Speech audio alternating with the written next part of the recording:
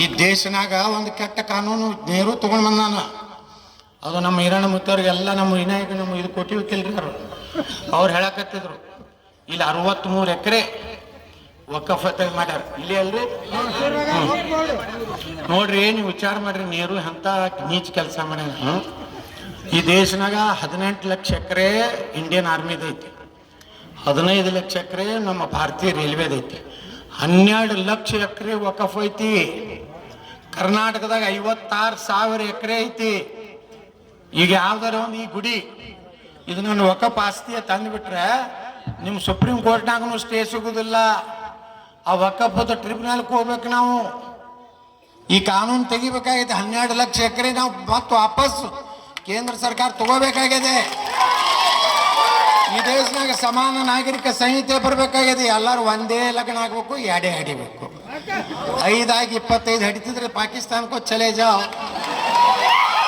ಇಲ್ಲೇನಾಯ್ತು ಪಾಮಕ ನಮ್ಮ ದೇಶ ನಡೆದು ಬಾಬಾ ಸಾಹೇಬ್ ಅಂಬೇಡ್ಕರ್ ಅವ್ರ ಸಂವಿಧಾನ ಪ್ರಕಾರ, ನಿಮ್ಮ ಇಸ್ಲಾಂ ಕುರಾನ್ ಪ್ರಕಾರ ಅಲ್ಲ, ಮಹಾಭಾರತದ ಪ್ರಕಾರ ಅಲ್ಲ.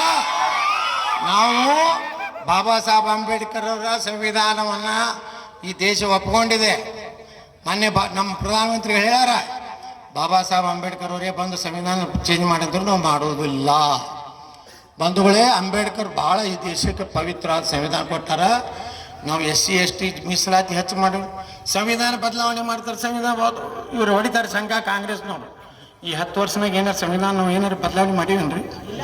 ಯಾವ ಅಂಬೇಡ್ಕರ್ ಪುಣ್ಯಾತ್ಮ ಮರಣ ಆದ್ಮ್ಯಾಗ ದಿಲ್ಲಿ ಒಳಗೆ 1 ಎಕರೆ ಅವ್ರ ಅಂತ್ಯಕ್ರಿಯೆಗೆ ಜಾಗ ಕೊಡಲಿಲ್ಲ. ಇದನ್ನು ನೆಹರುಗೆ 70 ಎಕರೆ, 54 ಎಕರೆ ಇಂದಿರಾ ಗಾಂಧಿಗೆ, 29 ಎಕರೆ ರಾಜೀವ್ ಗಾಂಧಿಗೆ.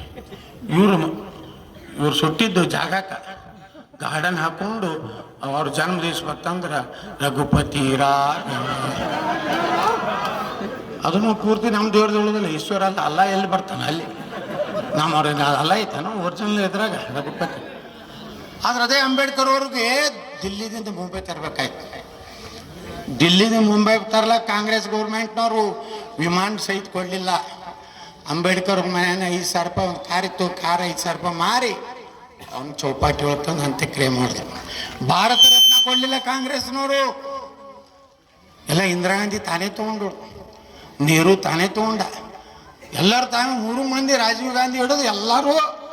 ಆದ್ರೆ ನಮ್ಮ ಸರ್ಕಾರ VP ಸಿಂಗ್ ಸರ್ಕಾರ ಇದ್ದಾಗ, ವಾಜಪೇಯಿ ರಾಜವನ್ ಇದ್ದಾಗ ಭಾರತ ರತ್ನ ಕೊಟ್ಟಿದ್ದು ಭಾರತೀಯ ಜನತಾ ಪಾರ್ಟಿ ಬಂಧುಗಳೇ.